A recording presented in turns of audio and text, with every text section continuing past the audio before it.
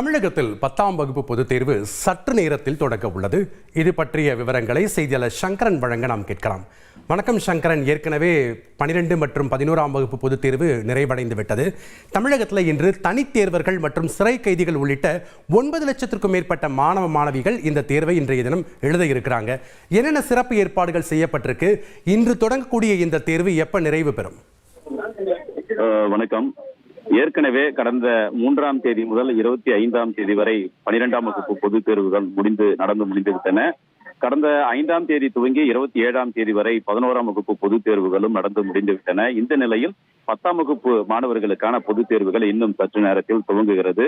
தமிழகம் முழுவதும் கிட்டத்தட்ட ஒரு 9,13,000 மாணவர்கள் அளவிற்கு இந்த தேர்வில் பங்கேற்கிறார்கள்.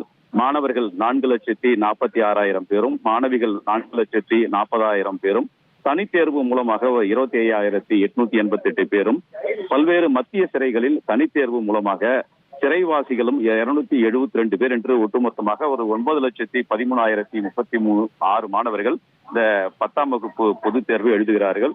4,113 மையங்களில் இந்த தேர்வுகள் நடைபெறுகிறது. 4,858 பறக்கும் படை குழுக்கள் அமைக்கப்பட்டிருக்கின்றன. தேர்வு பணிகளில் 49,000 ஆசிரியர்கள் ஈடுபடுத்தப்பட்டிருப்பதாக அரசு தேர்வுத்துறை தெரிவித்திருக்கிறது. மாற்றுத்திறனாளி மாணவர்கள் என்ற பிரிவில் 15,729 மாணவர்கள் தேர்வில் பங்கேற்கிறார்கள். இவர்களுக்காக பல்வேறு சலுகைகள் ஏற்கனவே நடைமுறையில் உள்ளபடி அறிவிக்கப்பட்டிருக்கிறது. அதாவது கைகளால் தேர்வு எழுத முடியாத மாணவர்களுக்கு மாற்று தேர்வு எழுதுபவர், அதே போன்று கூடுதலாக 1 மணி நேரம் தேர்வில் இருந்து விலக்கு என்று பல்வேறு சலுகைகள் எல்லாம் அறிவிக்கப்பட்டிருக்கிறது. இந்த நிலையில் பள்ளிக்கல்வித்துறை அமைச்சர் திரு அன்பில் மகேஷ் பொய்யாமொழி திருவல்லிக்கேணியில் இருக்கக்கூடிய லேடி வெலிங்டன் அரசு மாதிரி மேல்நிலை பள்ளிக்கு நேரில் வந்து தேர்வு ஏற்பாடுகளையும் மாணவர்களையும் நேரில் சந்தித்தார்.